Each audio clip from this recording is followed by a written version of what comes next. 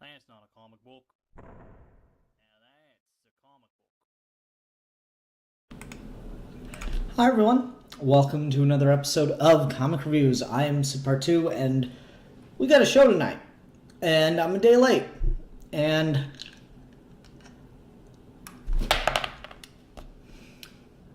I'm sucking on a lozenge and dropping it on my comic book because I've had a bit of a sore throat last week. Anyway, wanted to say before I got into anything related to comic reviews, Comic Book Club. We will be doing Comic Book Club on Saturday the 22nd. No, we won't. It'll be after Christmas, that's fine. We'll be doing Comic Book Club Saturday the 29th of December. We'll be doing Comic Book Club Saturday the 29th of December on the book Klaus by Grant Morrison and Dave Mora. This is a really, really fantastic series. I highly recommend it to people. It's a great Christmas comic. So yeah, we'll be discussing this then. Again, that is going to be Saturday, December 29th at 2 p.m. Eastern Standard Time. I didn't make an announcement video for this one because I announced it at the end of the last Comic Book Club. That's just how it worked out. So, anyway, hope to see a lot of people there. This is a really good read, so I'm excited. Alright, put that off to the side. And then we'll get into comic book stuff. I'm going to put these away down here. God, I got too much shit on this computer. Good enough. Good enough. Anyway, tonight we shall be discussing The Adventures of number 1. Martian Manhunter number 1. New stuff. Always got to talk a little bit of old stuff too. For the old stuff, we'll be discussing Neil Gaiman's Teknophage, the complete comics of Volume 1.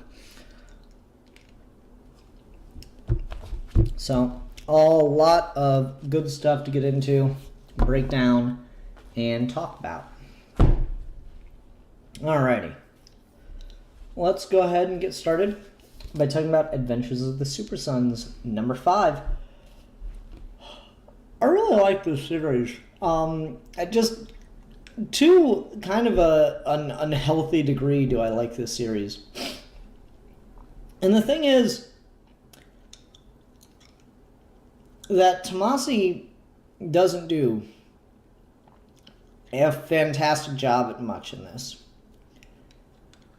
Really, if this were anyone else writing any other characters, I might be tempted to think this series is kind of boring and meandering. But I love the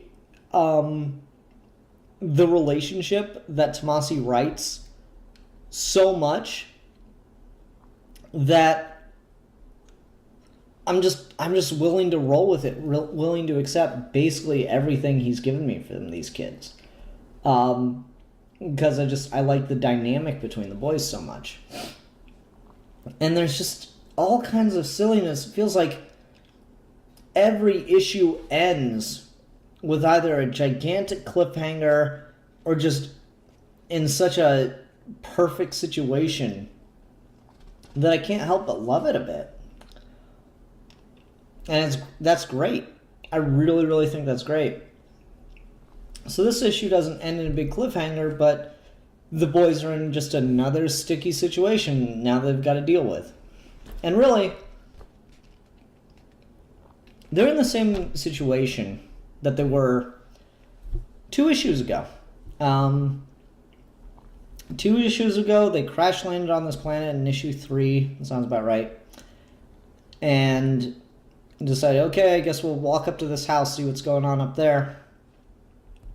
And they spent an issue getting to and being in the house when they ran into older versions of themselves at the end of that issue. And in this issue, we deal with that, and now they're just stuck on the planet again. So, like, by all accounts, on a technical level, that's a really meandering and boring decision. There's really no reason they should have spent a whole 2 issues meandering around this house on an alien planet. But they did, and I didn't mind it for a second because I love the way Tomasi writes the boys. And I don't know, I love it to death. I can't not enjoy it, to be honest with you. It's too much fun for words. So just seeing them interact with like older versions of themselves and making fun of each other and like seeing the way John interacts with someone is like so innately trusting and Damien's so innately suspicious and stuff. I really enjoy that, man. It's too much fun. We get like this moment at the end, and we shouldn't forget the most important lesson we learned during all of this. What's that? You better start watching what you eat.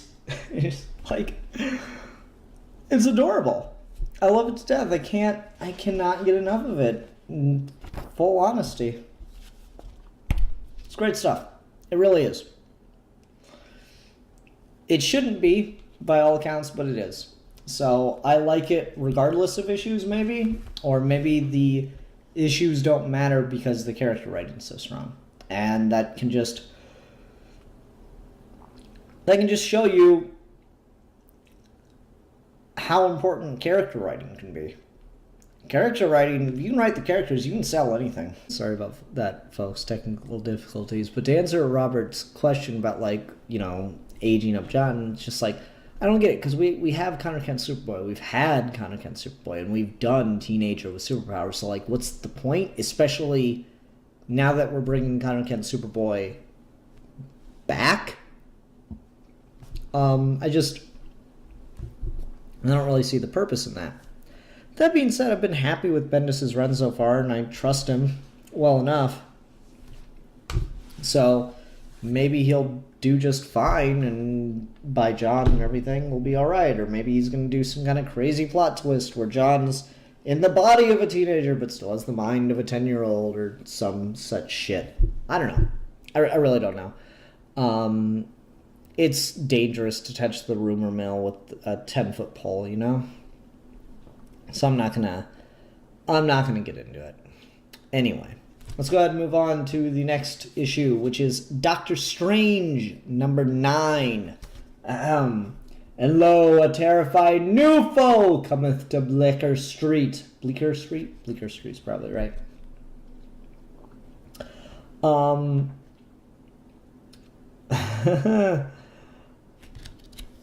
I've been unhappy with the second arc of this series. The first arc great, second arc bored me to tears. This story is a one and done. I love one and dones. I love this story.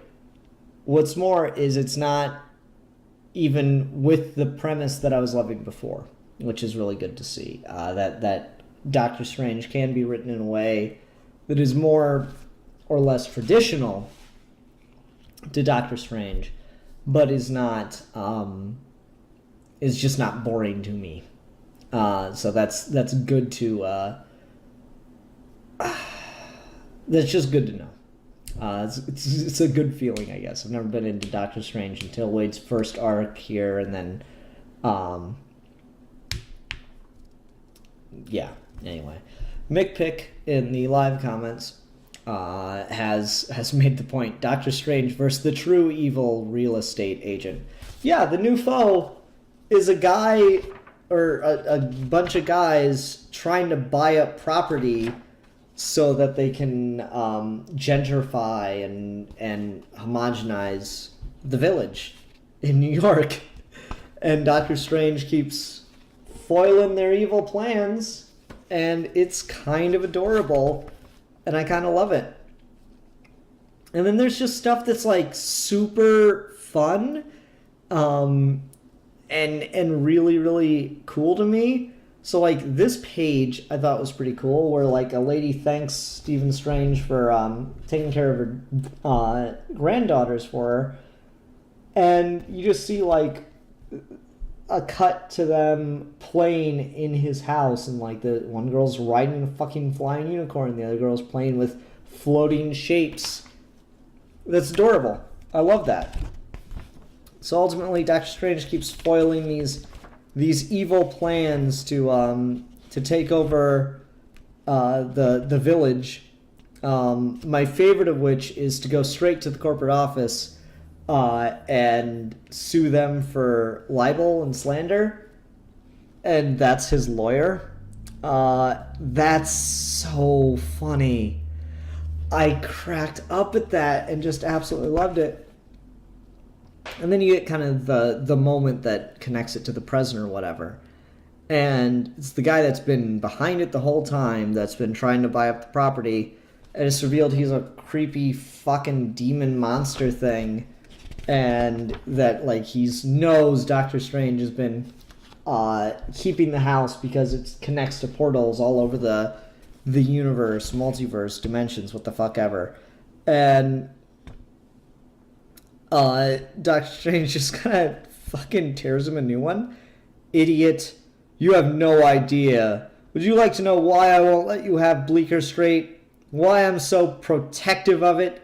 It has nothing to do with any gates. It's because I like the people here, because this is a wonderful neighborhood full of joy and life. It's a quirky and it is charming and good. Families have built lives here that I will not let you destroy. That's what I'm protecting. The house can go anywhere. And he just like throws him out the door on the moon. That's too much fun. Oh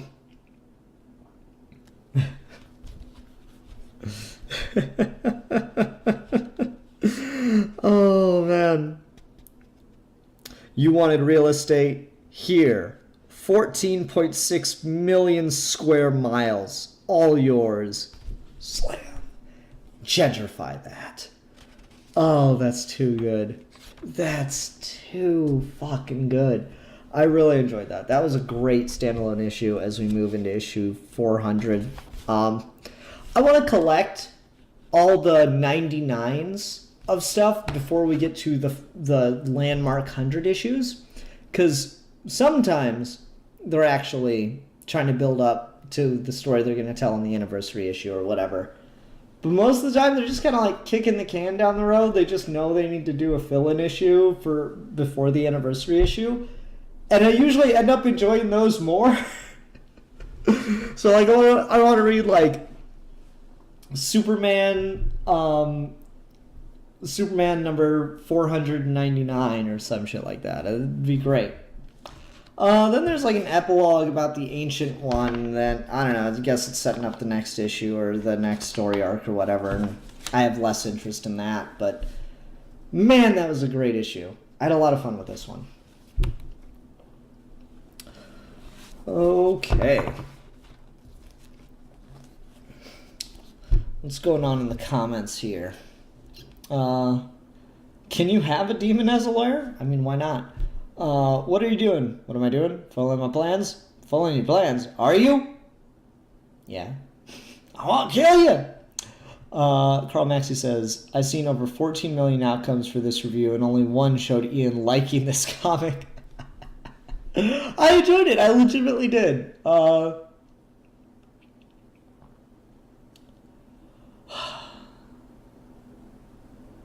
Has anyone been reading Doomsday Clock? No, because why does anyone care? And Shadow Batman says, so what did I miss? We missed an alien trying to buy up real estate. Or, well, demon, monster, mystic beast. Anyway. Let's go ahead and move on and talk about Sandman The Dreaming, number 4.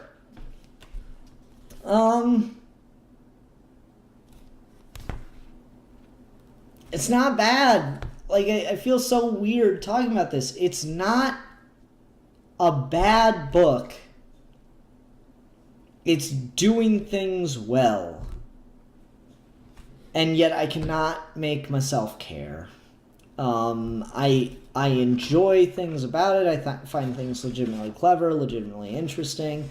I find myself at times invested and curious where things are going to go. But it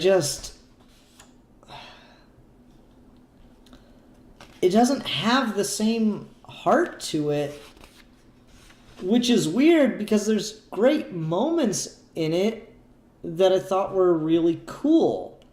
This whole scene between Dora and Matthew, the Raven, is a really good, heartfelt scene. This whole revelation given to Kane about what he really is a really interesting twist on the ideas. But it's not Neil Gaiman. I don't know. Daniel's not in it, so it's not good. I don't know why it's not connecting to me, but it's not.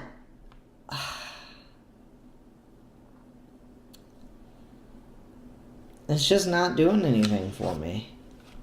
And I kind of feel bad about that, because I legitimately like moments in it, but it's just really nothing's working for me. They're trying their best to connect it to the original series of Sandman and make it interesting, and I'm just indifferent to it. The Dreaming was the only book I kept up with past an issue or two, and I can't even maintain any real level of interest in it. It's unfortunate. I was really excited when these Gaiman tie-in series got announced, and like I said, I might give one of the books a shot in trade, but man, this just is not doing it for me. It's unfortunate too. It really is.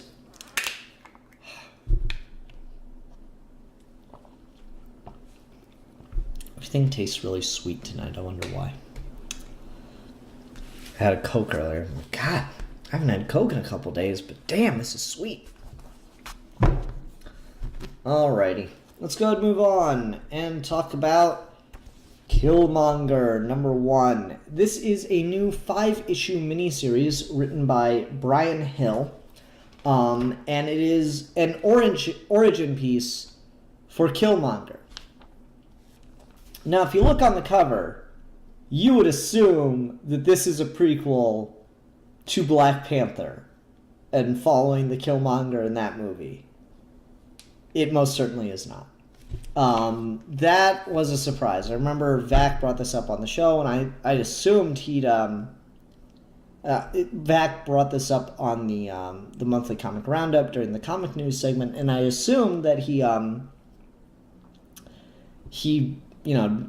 read through the whole article, and it mentioned somewhere that it was not connected to the movie. It was his own thing, or maybe the article got it wrong or something.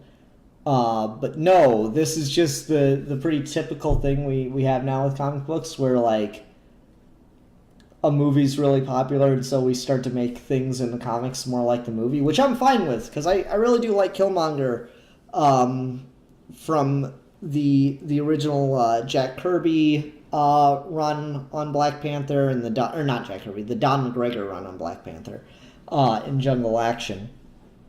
I like that character, but I like the character in the movie more, so I don't really have much of a problem with making comic book Killmonger more like movie Killmonger, which is to say, more like Vegeta.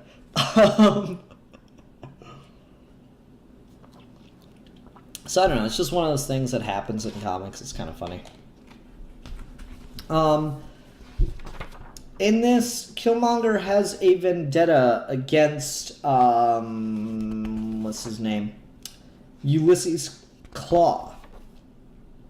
He wants very much to murder Ulysses Claw, who was responsible for killing his parents, but he didn't know about that till years later after actually working under the man.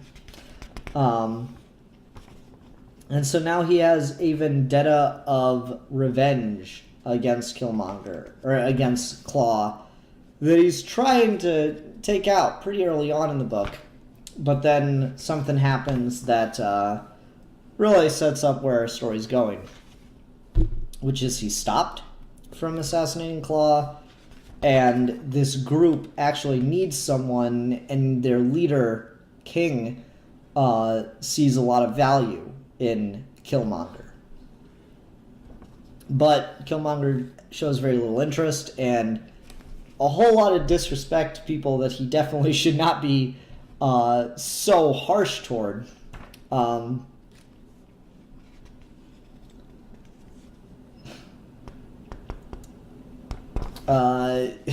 really like this line. I'm the smartest person in this room, and I don't have to prove it to you. Do whatever the fuck you want, fat man. Oh, that's... Ooh.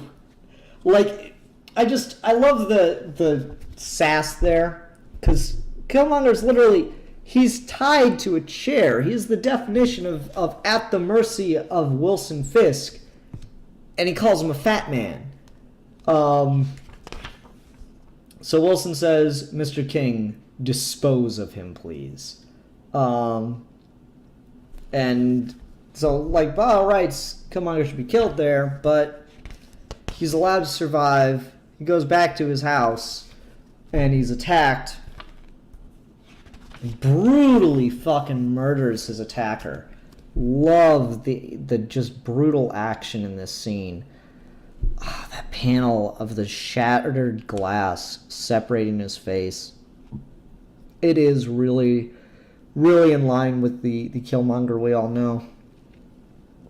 So he kills this guy and finds out that was an audition to join the gang that stopped him from killing Claw. And, you know, there's like mystical powers and stuff, so Killmonger's kind of out of his element and just doesn't get it yet. He's too green, he's too self-confident. And there's this just absolutely fantastic scene that I just adored. Where he's standing on the beach contemplating, very Vegeta-like, standing on the beach contemplating things, thinking about his life, his choices. And then the Panther God, Bast, comes. Ninjaka, son of Ninjobu, put down your war, return home. I have no home, mother. Oh, that is so good. Man, I talked about this in the Geeky Gentleman we did on Black Panther when the movie came out. But, like, I love... The scenes with the heart-shaped herb are... It's tempting as fuck to say the best scenes in the movie, but every scene is the best scenes in the movie. I love those scenes, but I just really, really wished on some level that we'd see the Panther God on screen in the MCU. Just because the visions of the Panther God, Bast, and I'm not sure, is Eric worshipping a different god here?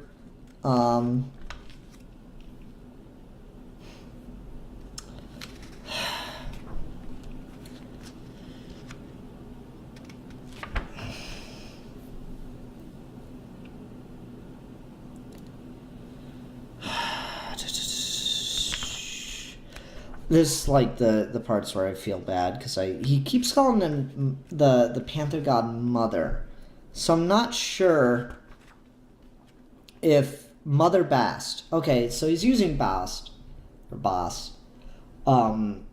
which is just the name of the Panther God, but usually in the comics, the Panther God is shown to be a white panther, and the connotation I usually get from Bast, and I'm pretty sure the gender given to Bast is male, but maybe it's one of those things where like God can be genderless, can be referred to it either way. And I don't know, so I'm looking at like a Black Panther here and wondering if it's maybe something to do with that.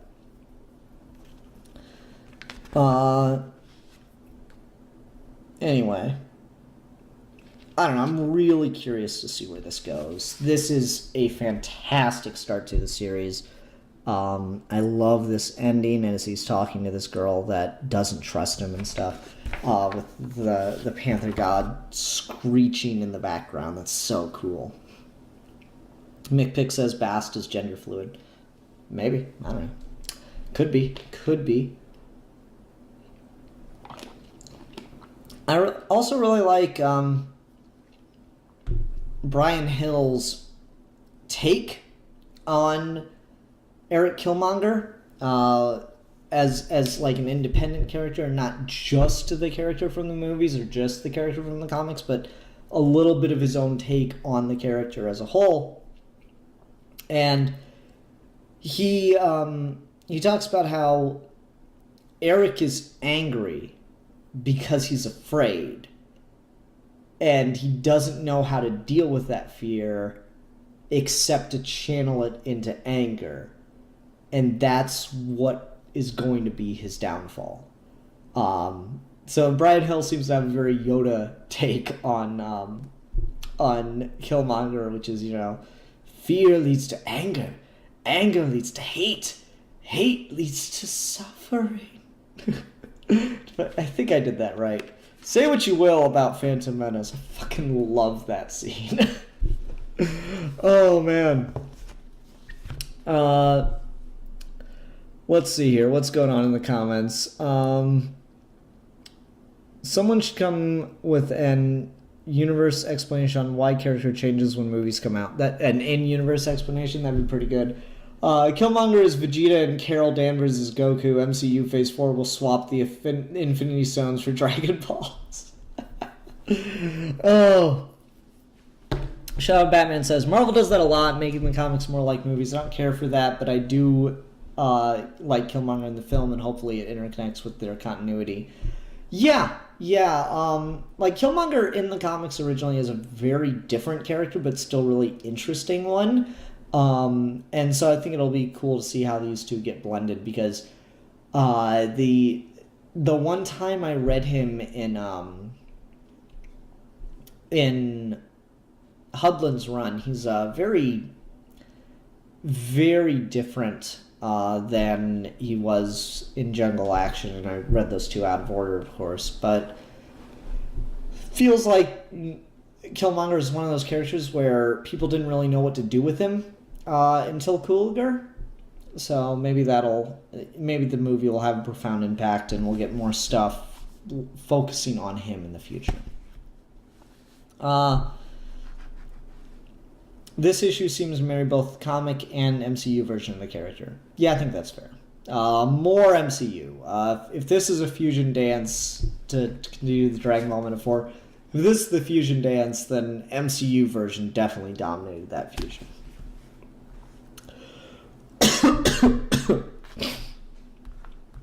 Alright. Let us move right along in a moment. I need a drink. I'm really afraid I'm going to keep throwing my voice out because I've been talking too much.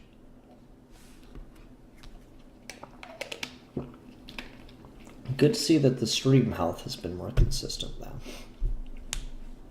Alright. Moving along to Martian Manhunter #1. This is Stephen Orlando's big passion project to do a 12-issue Martian Manhunter series. Martian Manhunter is just one of those characters. I swear I like him. I have never liked a Martian Manhunter comic. He's fine in Justice League. When we get to Martian Manhunter on his own, nothing. I got nothing on this guy. He has he's one of those characters who has so many retellings and reshapings of the origin and the backstory as to what he was on Mars and what's going on with his life before he comes to Earth or when he's on Earth. And I'm like, dude, it's just too much. And I never like any approach. Every time I read it, I'm just like, well, this sucks. Well, this is boring. This is pointless. I don't get it. I just don't get the appeal of the character or what people are trying to go for. Orlando has John investigating a murder scene in his civilian life. He's this guy right here. When he goes off to a room and has some kind of vision about the attacker and says, wait, the attacker, moons of Mars, fright foam, no, it can't be, not on Earth. And then he has to compose himself and deal with his partner. And then we just get a lot of flashbacky stuff to when he was on Mars and was a cop. But apparently he was a dirty cop on the take and a bit of a racist. An overly brutal cop. So, you know, that's a thing, I guess. He has to have spoken words with some kind of criminals or whatever. And that's shameful because he's hiding thoughts from his family.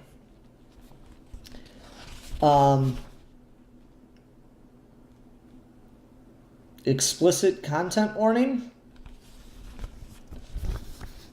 Martian sex. I just... Okay. I actually am not opposed to that. That's probably the best scene in the book. When John goes back to his family and decides to have sex with his wife, or merge, or whatever they call it.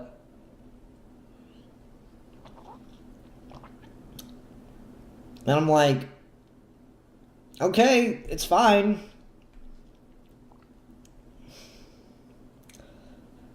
But I don't know, I don't get it.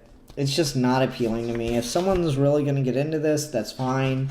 Tom King says he loves it on the cover. There's a quote from him saying, oh, I'm so excited. It's about this, this, and this. I'm like, yeah, sure, fine, whatever, Tom King. You also like other books that I don't. You can just be a genius. You don't have to try to rub it off on others. And then it cuts back to the present, and John gets into a car accident with his partner and reveals himself accidentally.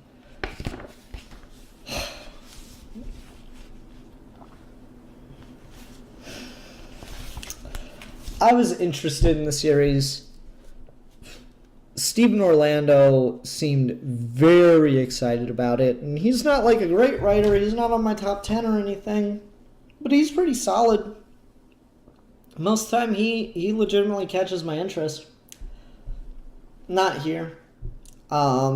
Just one of those things where I don't really have anything to say that this is bad or this isn't working because this, and this. No, it's all fine on a technical level, but it's just not connecting with me at all. How to appeal to Ian Martian porn. Yeah. I don't know, the reason I say I think that's the best scene in the book is just because it's clever and interesting. The idea of you have an entire race of people who can shapeshift, so what would mating be like is kind of just, I don't know, it's interesting. And it's certainly not the first thing to do that, but you combine shapeshifting with telepathy, and so merging body and mind into one shape, one being, is kind of interesting. And then there's other stuff here that I thought was at least new to me, kind of clever. I'm sure someone else has done it before, but like,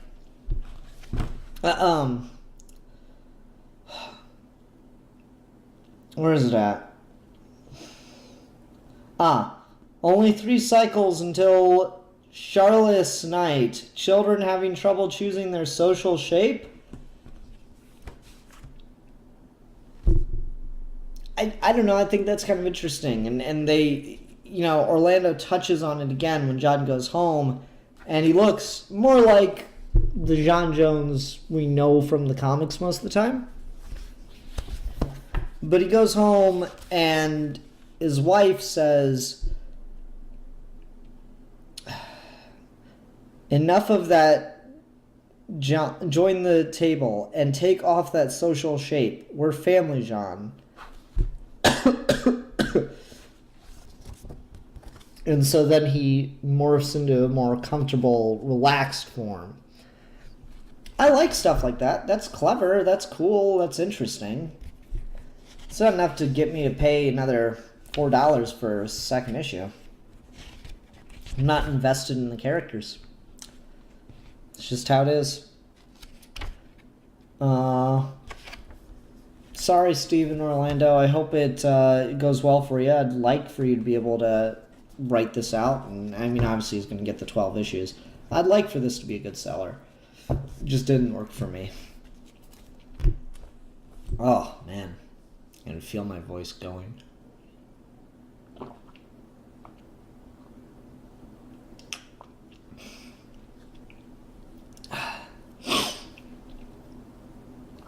Alright, let's go ahead and move on. Talk about The Green Lantern #2. Man, guys, it's like Grant Morrison just knows what I really like. Because we have Rotlop Fan in the book. And not just as a cameo this time. He's like legitimately dealing with some bullshit. And he doesn't know what to expect. And like it's kind of cool to see Rotlop Fan do a construct. It doesn't really have like a definitive recognizable form. It's just this weird cage-like structure. I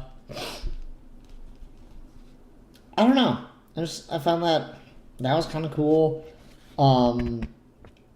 They've apparently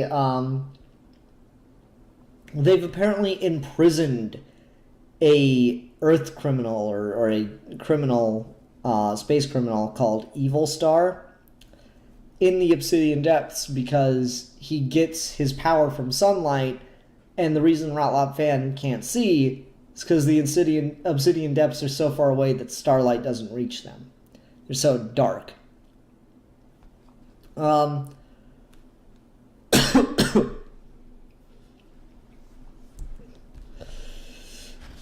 It's just neat. I like thoughts like that. That's a really cool idea. But some bad guys show up to break him out.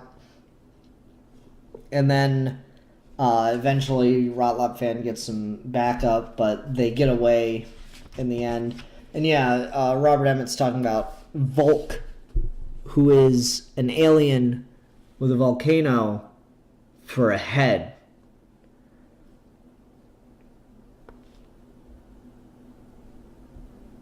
Yeah, why not? That's the coolest shit ever. It's a Green Lantern with a volcano for a head. I can dig it. Anyway, so they go back to Oa, so Volk can talk to Hal Jordan about the case and all this stuff. And yeah, everyone's talking about it. It's gorgeous. It's the best thing in the book, visually. It's Oa. Wow. Just wow.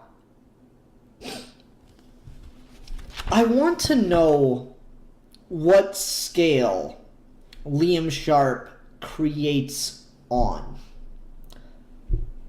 Because there's no way it's... Alright, so like comics are usually made on paper about double the size of your average book, give or take. Depends on the artist a lot, but like give or take, the canvas that they use is about double the size of what the final print's going to be.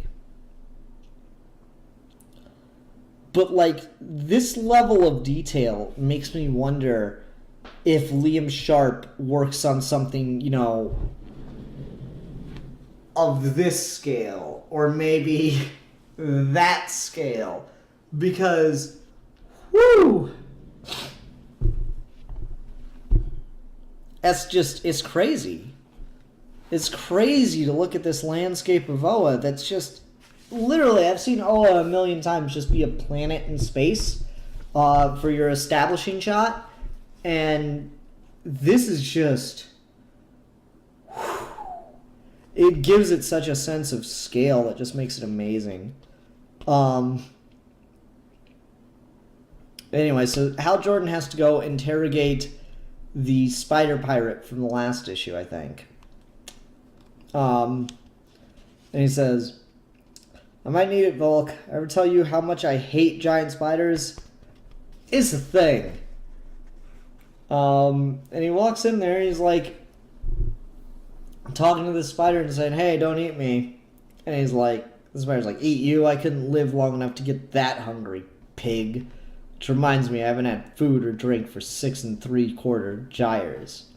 You guys find humans revolting. I do too on occasion. That's the smell, right?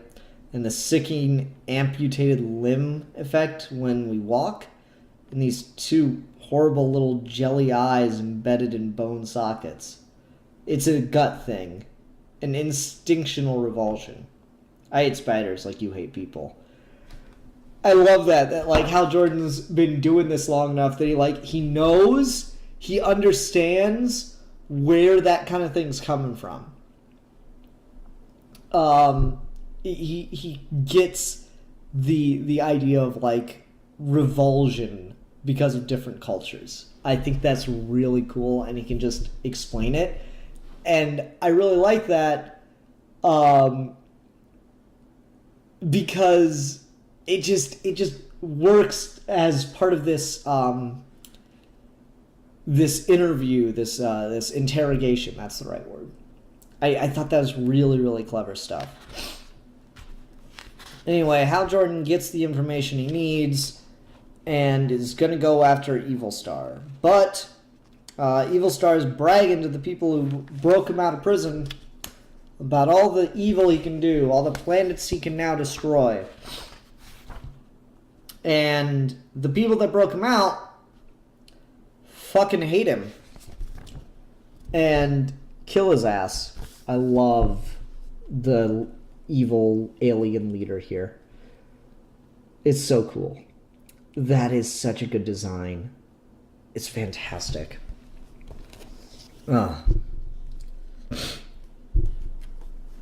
Anyway, so they kill Evil Star, or drain Evil Star rather.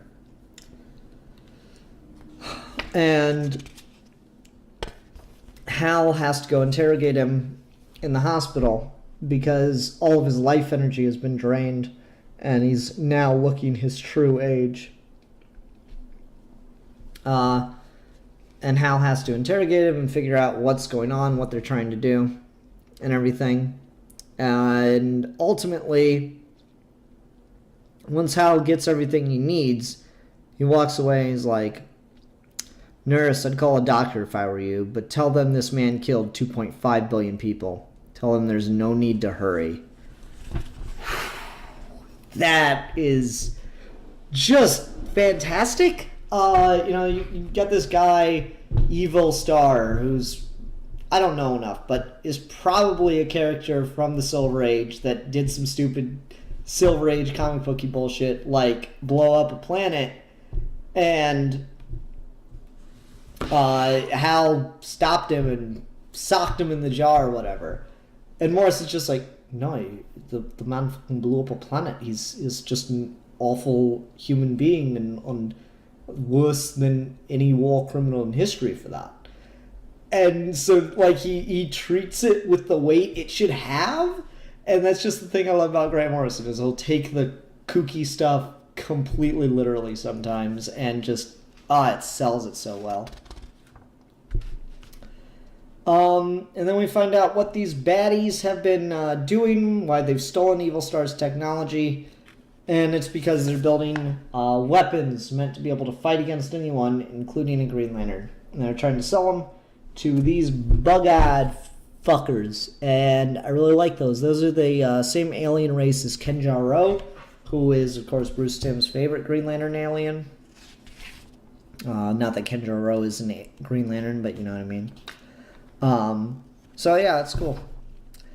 Anyway, Hal goes back to Earth, but finds it ain't there. Earth has been stolen. I love that shit. I just love it. It's just great. Can't get enough of it. Can't get enough of that shit. Alrighty.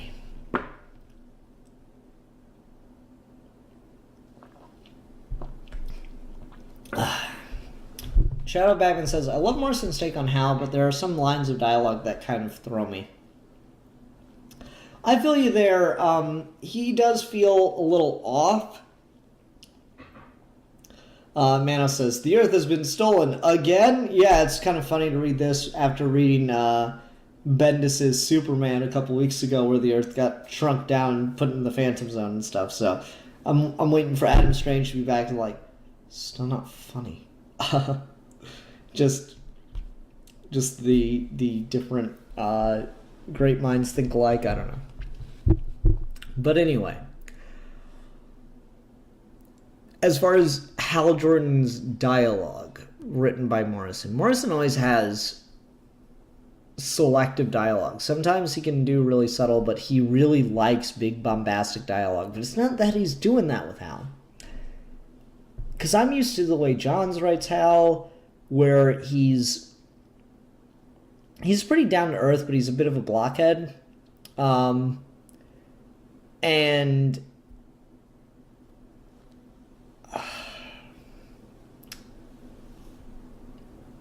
he just doesn't, he's not the speechy type too much. He's the fuck you punch kind of type. And so sometimes when he's talking about technical things, it just feels a bit off. But at the same time, I don't know if I can't see anything that Hal says in this book or the last issue coming from him. I think this is one of those things where if I heard someone read it, if I heard it performed, it wouldn't bother me at all. I wouldn't have any second thoughts about it. But there is something about the mental voice I have for Hal Jordan in my head saying these lines, and it's not quite clicking, and I can't really put a finger on it.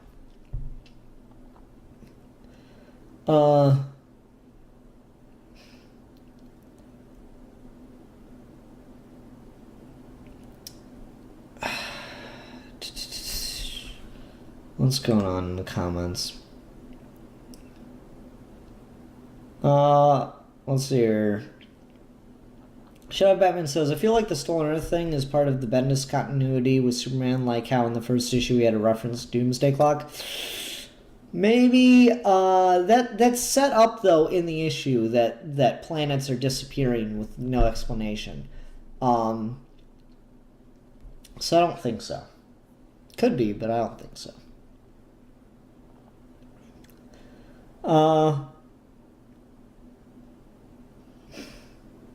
Yeah.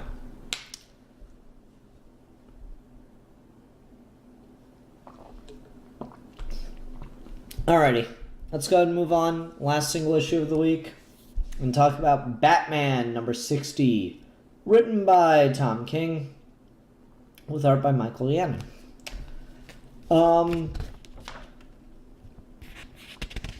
What happens in this issue? Batman tries to get someone else to confess that Bane is running Arkham, as the Penguin has informed him. But no one's saying anything, and so Batman looks like a completely fucking crazy person running around the city punching the shit out of people. One of the things I really like about Tom King's writing and structuring is there are 3 scenes, and they don't have, or they have very little. They have one moment of interaction between the 3 of them. There are 3 scenes, 3 locations almost, but not quite, in this issue. There's Gordon off on his world, so he's at home in the beginning and he goes to work. There's Batman running around the streets interrogating people, and then there's Alfred and Penguin in the cave. And all 3 of these scenes connect very fundamentally together because Batman can't seem to take Penguin's word for it because there's no other supporting evidence. But everything about this feels right, and all he needs is that evidence. Meanwhile, Gordon is looking at all these reports of what's going on around the town. This is Maxie Zeus, says the same thing all the others are saying. Batman hits him a bunch, asking about Bane, about Arkham being taken over, all that nonsense over and over. We got 13 cases reported tonight. What the hell is going on, Montoya? What's wrong with him? Is he just punching his way through my city?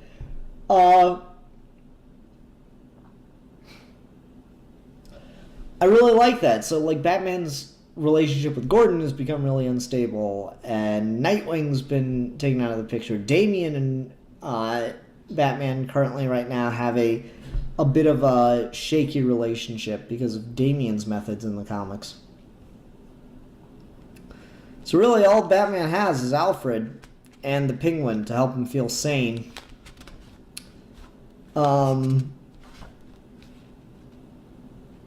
And Gordon's kind of abandoned him, as exemplified by this scene. Gordon breaking the bat signal is something I can always go for that.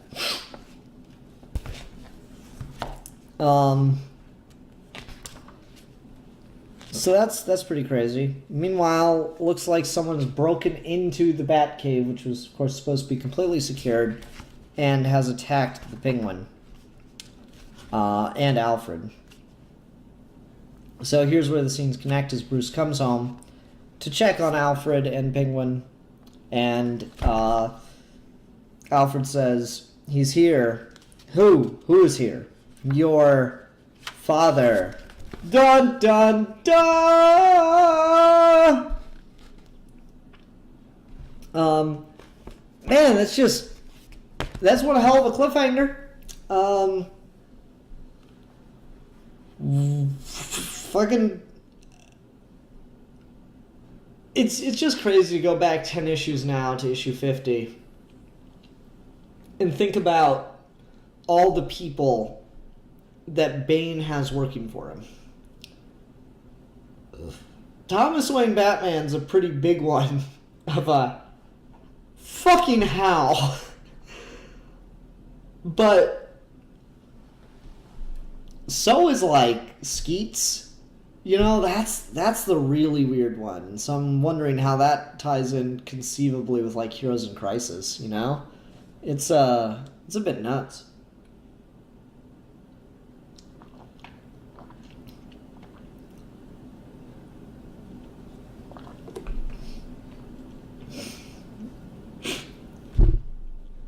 It's just a bit nuts. So, I wonder where the Penguin's gone off to.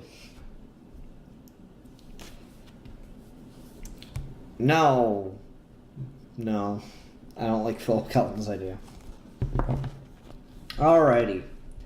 That'll do it for the single issues this week. I'm going to go ahead and in a moment here move on to Trade Talk. I'm really worried I'm going to destroy my voice tonight.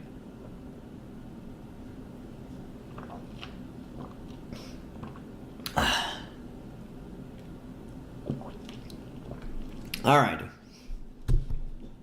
So, time for Trade Talk, gents. How everyone, welcome to another episode of Trade Talk. This week we're discussing Neil Gaiman's Teknophage, Volume 1. Funny story about how I found this. Never even heard of this before. But I was just at a local antique auction store, and they got, a bunch of crap that's not antique by any definition. And I just see the word Neil Gaiman, and it's a comic, and I'm like, yeah, fuck it, I'll buy that. And it was like $5 for a really thick-ass book.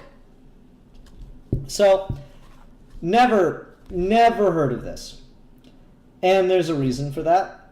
I got really excited when I saw Neil Gaiman, Teknophage comic book. I'm like, yeah, why the fuck didn't I know about this? And that's because it's not written by Neil Gaiman. Neil Gaiman's all over the place with this, just every time this shit happens.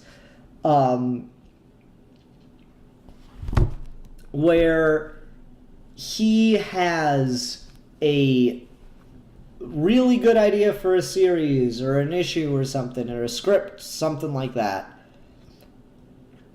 And then it just can't come together because of internal company stuff or forces out of his control.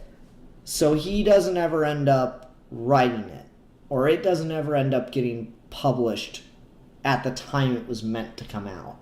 And so it loses something. That happened with Superman, Green Lantern, the Green Flame, I think that was called. That was like a weird continuity thing is the reason they didn't want to publish that. And I think DC's crazy for having a Neil Gaiman script and not publishing it. But it took them 10 years, but they did it. Teknophage, not exact same circumstances, but similar in that the company that was getting together a bunch of writers and licenses was trying to produce just some kind of like, third-party stuff. It was the 90s. Comics were a bit of a boom. And the parent company of the Sci-Fi Channel wanted to have an offshoot comic book line.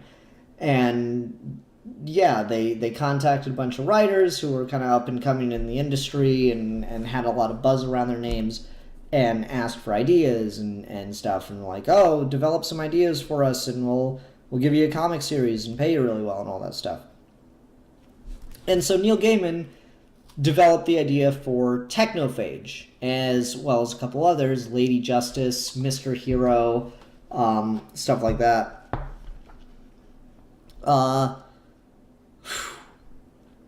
And then the company folded, and the series never even got started. There was never even a full script produced for more than a couple pages of stuff. There was just Gaiman's outline of what the series would be and how it would go. And then, a couple years later, the company that folded got bought up, or the rights and stuff, legal mumbo-jumbo, got traded over, and a new company, or a new subsidiary called Super Genius, bought up the rights to do Teknophage, and they got Neil Gaiman's blessing and got him to hand over his outline and give a little bit of insight and even write a couple of the first issue, I believe. It's either the first issue or at least the first couple pages of the first issue. Yeah. Wheel of Worlds, number 0. Neil Gaiman and John A. Ryber. Plot. Lady Justice, pages 4. Yeah, so. Pages 5 to 6, 36 to 45. Yeah. So he just writes a couple pages himself, and the rest is just Neil Gaiman's concept done by someone else. That being said, this is really fucking good. I so enjoyed this in ways I did not even expect to. Like, I expected to enjoy it because it's Neil Gaiman. Then I found out Neil Gaiman is tangentially involved. All he did was really pitch the idea and write an outline. that must have been one detailed fucking outline. Either that or the writers that took it over. I know Paul Jenkins is on this. Let's see here. Based on concept created by Neil Gaiman, Rick Veitch, Paul Jenkins, Neil Gaiman, C.J. Henderson, John A. Reiber, and James Vance are the writers on this series. And this is 10 issues of comic, basically, but like 10 long issues. So yeah. This is actually really good, and if I did not read all that preamble stuff that established this isn't written by Neil Gaiman, I might have actually believed this was like early 90s Neil Gaiman, because it is really, really interesting. So what is the Teknophage about? Well, the best way I could think to describe it is to describe it for nerds. So this is an interesting series in that the Teknophage is the lizard that you see on the cover. If you notice, he's wearing a suit, so he's a very fancy lizard. And he is called the Teknophage. That is his wider identity. It's technically the name of his species, but he's the only one. The wonderful thing about Teknophages is Teknophages are wonderful things. So he's the only one of his species left. And the best way I could describe the Teknophage is, imagine if Darth Sidious was completely successful. And I don't just mean in like ruling the galaxy. I mean in commanding the Force, extending his life, and dominating his will upon the galaxy for eternity.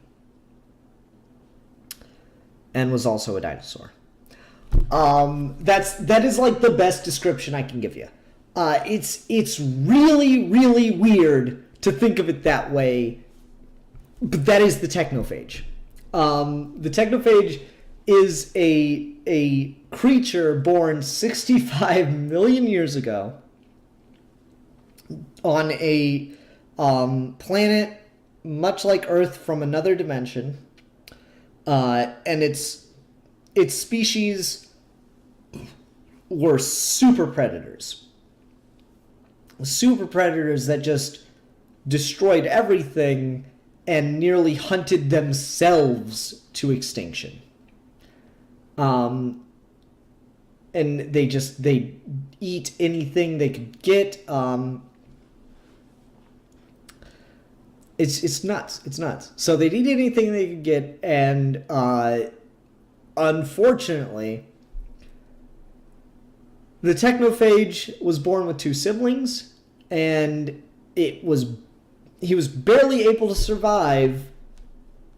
He and his siblings were barely able to survive their father eating them, but they were saved by their mother, who ate their father because she wanted to eat them.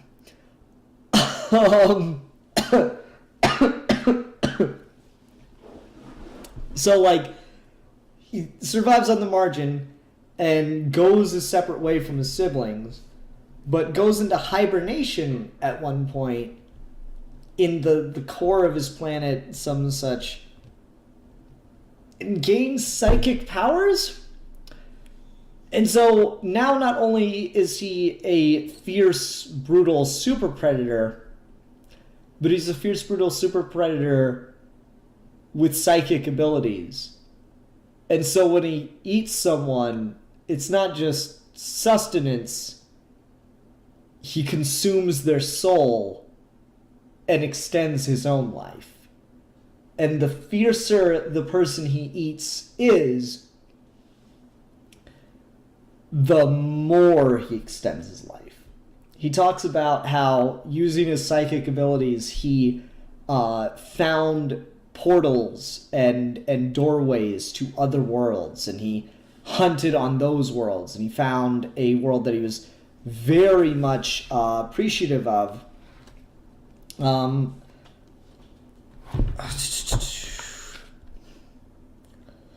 Called Albion.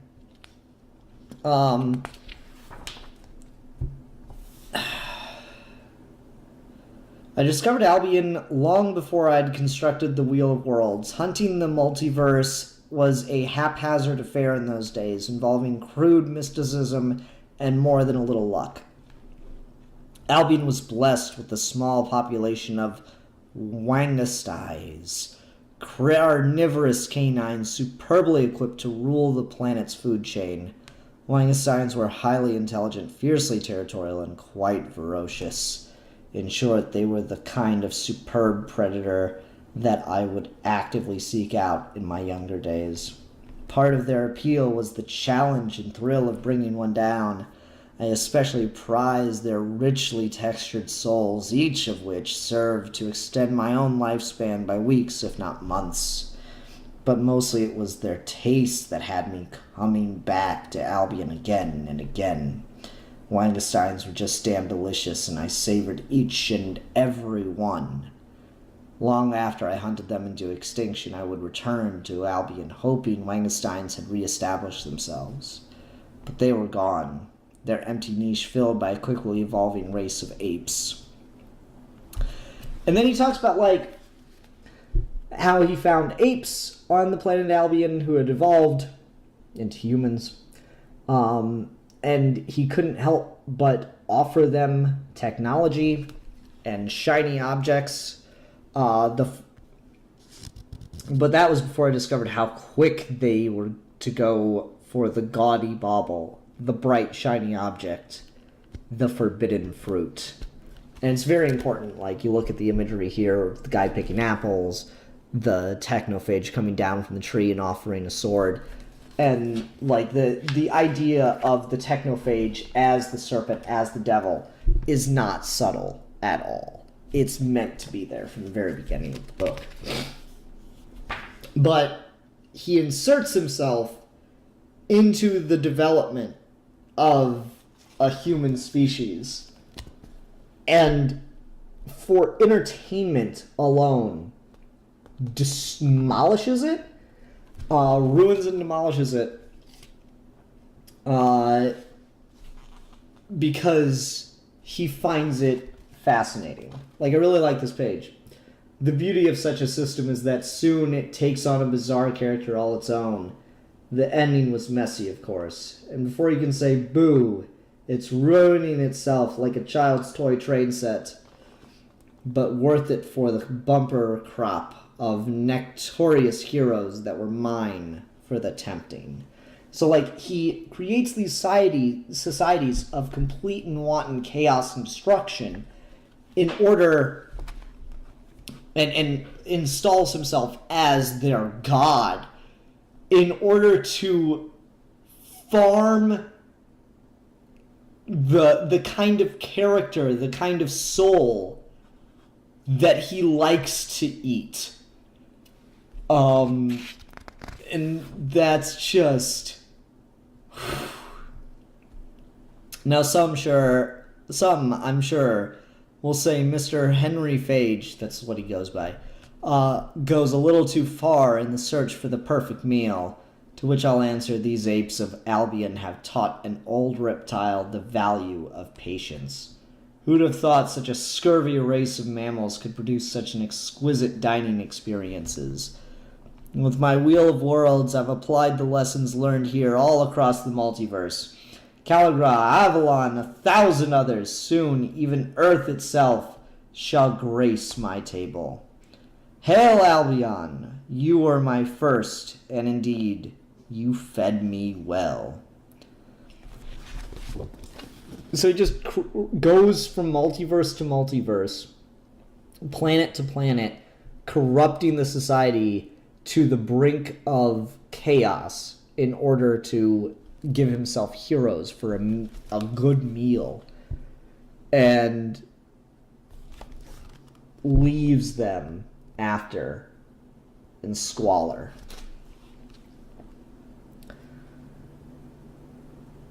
And that's chapter 1. Like, seriously, that's chapter 1 of the book. And it's not even, like, getting into the main meat. Haha, because eating people. The main meat of the story. The rest of the series shows it to you. Shows you the corruption, shows you the destruction, the wanton chaos. And it's knuckin' futs, y'all. So it began as this guy gets pulled into a dimension without realizing what he's gotten himself into. He was doing a shady real estate deal and yada yada yada. But before he knows it, he's been pulled into Caligar or something like that, which is one of the worlds that Henry Phage, the Teknophage, is in the midst of ruining, and now he's established complete control over it all. And so, like, the first half of the book is just introducing you to this world that completely bows to every whim of the Teknophage and is completely subservient to him. Like, to the point where... Oh, where was it? It was just a couple pages earlier than this, wasn't it? To the point where, like, the Teknophage's butler wakes him up to let him know they've arrived somewhere and so on and so forth. And he's like, I'm hungry, porridge. And he's like, the guy's like, are you hungry for me? Will I get to be one with the Teknophage? Please, I cannot stand to be rejected again. And you see that he's missing an arm, which means that this guy's like a butler to the Teknophage, and he's subservient and happy to be eaten by him, but he's missing an arm now because he's tried before, and in the words of the Teknophage, you did taste like cardboard, didn't you? It's my own fault, you know. I've been running this world with an iron hand for so long that I've frightened the killer instinct out of all of you. You've had to become little, like, vapid cattle to survive your place in the food chain of Caligar. And so deny me the spicy essence of carnivorous predator that I crave and require. Fortunately, our friend Beaumont is especially good at buying himself more time. I sense great potential in this latest prospect he sent over. Like, all this stuff. So it's just... He's completely dominating this world. And by the way, the art in this book is phenomenal. I just love the images of the Teknophage. And so, he's not necessarily the main character of the first half of the series, but he's in a lot of it. It's not like anything where we're wondering what's the Teknophage like, what's going on with him. We find out everything we need to know about him as we go, but it gets deeper and deeper into him. So the first half is about this guy and girl who have been brought to the Teknophage's world and are dealing with trying to live there and exist there and just dealing with the chaos and stuff. As they try to kill him. They want to assassinate the Teknophage. And it's just about everything they need to do to try to get him in position so that they can kill him. One thing that's really fucking creepy is you see the Teknophage feed on one of his subordinates at one point, and, like, the dude stays alive after he's been swallowed. And not just for a while.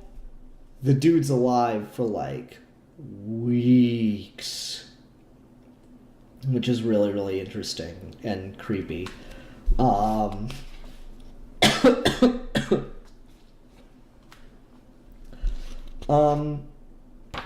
The Teknophage lives in a gigantic skyscraper that moves like a fucking tank. Like, you know that stupid movie that comes out in a couple weeks? Yeah, like that, but cool.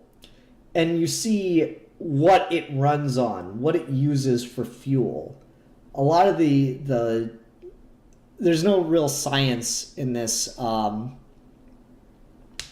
series. Everything runs on alchemy. So you see the fuel for the Teknophage's vessel, and it's human bodies thrown into the vat and alchemated into fuel.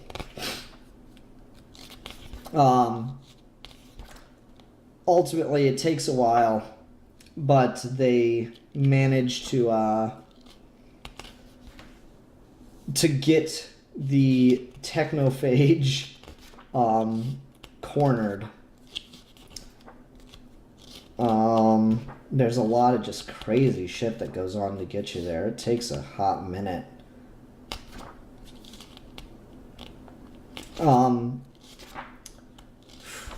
It's a lot more than the first half, isn't it?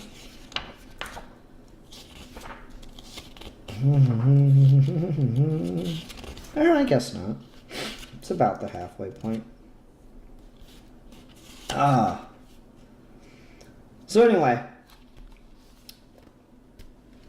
the Teknophage is cornered, and the people from Earth have got him dead to rights, gun pointed at him and everything. It looks like they'll finally be able to end his murderous reign.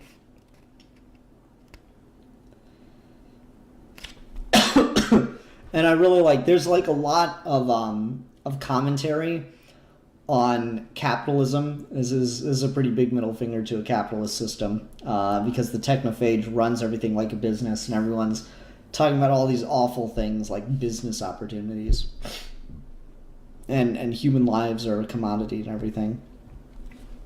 So there's like a great scene.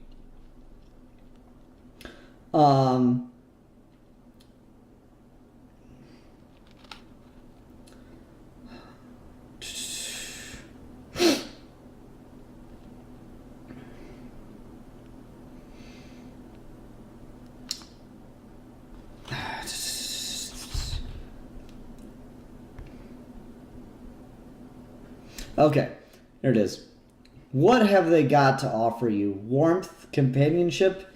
You know how far that gets you in the world of business? I have big plans for this multiverse, Nicholas. Rob. I need men like you, with the gumption to help me turn an honest profit. What do you say? Are you ready for the real big time? I don't offer this kind of arrangement to anybody. Sure, I'm tough to work for. I run a tight ship, and I don't suffer fools easily. But when things go well, I share the booty, at least with my top people. Full partners. A cushy job, Rob. Carries all the perks a mover and shaker like you deserves. You get personal subliminal interjection, 3 divisions of vulgar bootmen, the right to tax and enslave local populations all across the multiverse. When you feel the need to come in and press the flesh, a nice corner suite, just down the hallway from my own office. I just love that. Like, that's his bargaining chip is like business acumen and stuff. And it almost works, but Rob pulls the trigger, and unfortunately, his machine fails. As the Teknophage had planned. Teknophage knew every move Rob was going to make with this machine and planned for it to fail. And he says, yes, I knew you had it in you, Nicholas. I smelled it. For too long I've endured a diet of barking jackals when my deepest craving can only be satisfied by the taste of a true predator. And now the Zebulon's bumbling attempt to save themselves hands me a fantasy banquet on a silver platter. But an exquisite assassin with all the trimmings. Be proud, Nicholas. This one's going in my memoirs. As he just starts fucking eating the guy. And I mean, just like, look at the paneling, look at the detail and all this stuff. As the Teknophage just starts chomping down on the dude's legs. Oh god, it's so fucking brutal in like the perfect way. It's just great. And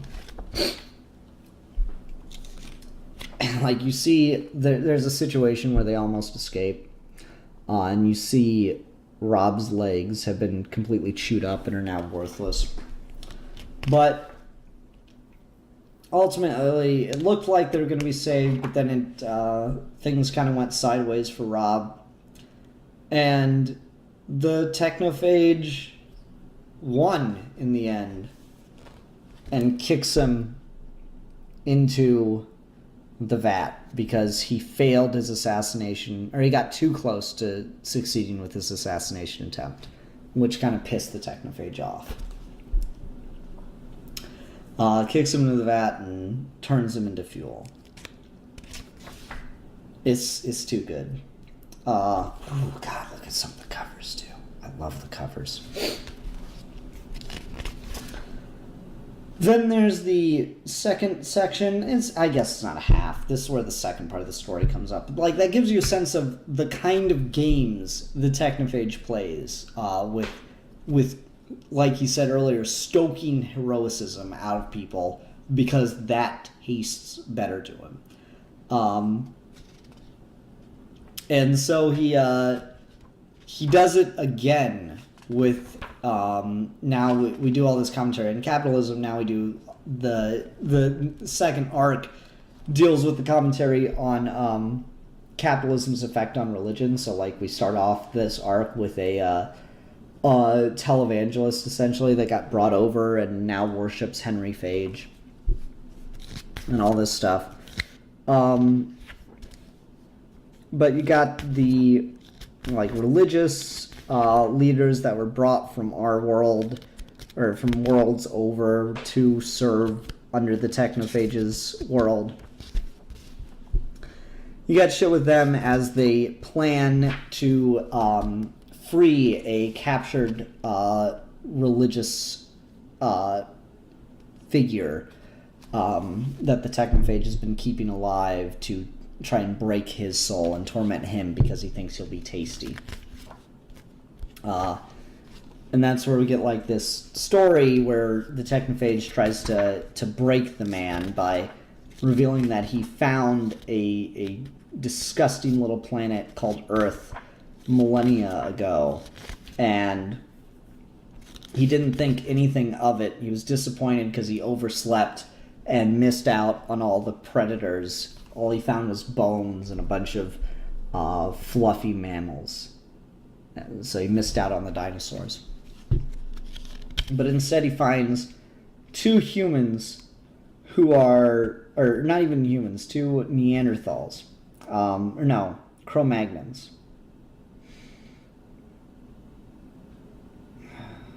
Yeah, I think that's the word they use. And he walks up to them and offers nothing but a shiny bauble. And the woman reaches for it to take it, thus corrupting the species from the beginning with greed. And that species is Earth. And that species is humans. So there's like religious commentary, and the Teknophage says, "How many lies have you told, old man? How does it feel to know that your religious teachings are archetypal at best, depictions of at their very worst, or deceptions at their very worst? But the truth is this: I was the serpent in the Garden of Eden, the seducer of men." So the Teknophage has been guiding man to damnation for ever, since the beginning of man. Yeah, it's kind of crazy. So like these religious leaders break into the Teknophage's vehicle and he's aware of their plot. He's got spies on top of his psychic powers. And he's aware of every step of their plot and lets it happen because he thinks it's going to be a better meal for him. But this time, his planning gets him in the end, and it backfires. Because as he throws soul after soul into the vats to turn into food, or to turn into fuel, finally the alchemic engines of the ship turn on him and produce something that maintains the souls and combines them into something, a force against him. And so he has created his own destruction. We are collective. We thank you for the life you have given me, us, Henry Phage. They say you could sense the fear in Henry Phage's heart. As he faced the new order, he was truly alone and afraid for the first time in his life. And as the creature made it ready to leave, it said the very worst thing the old lizard had ever heard. You are yet nothing compared to what we have become, Henry Phage. But take heart, it is not too late for you to find the true path. And the thing escapes and leaves behind a trace of itself. And ultimately there's a bunch of very Gaiman-esque waxing poetic and stuff. A lot of people saw what happened that day. All of us seem to understand that we now had a choice. Because somewhere out there, probably nearby if I'm not mistaken, is a new order of which Mr. Henry Phage himself is most deathly afraid. Here, this is for you, a little piece of hope. Something we've never had before. I know there's some would say that ain't much, little piece of hope on a world such as Caliga, but it's a lot more than we ever had before. And so that's the end of Volume 1. Again, I didn't know this series existed. I thought it was absolutely fantastic, though. This is just really, really interesting, really, really cool stuff. And I just really like the character of the Teknophage as this super evil predator monster kind of thing. It's really, really fascinating. And he's just, he's deliciously evil, just like Palpatine. I love this. And it has like the same kind of downfall where he keeps creating these things that are meant to entrap his enemies, but all he does is just give his enemies the chance they need. Really, really dig it. Great stuff. Oh, okay. That'll do it for this episode of Trade Talk, everyone. Thank you very much for watching. I'm going to have to see if I can find Teknophage Volume 2 now, see if I can luck into that one. But yeah, thanks very much for watching, everyone. Until next time, bye! And everyone, thank you very much for watching Comic Reviews. This has been a good episode. I will catch you later.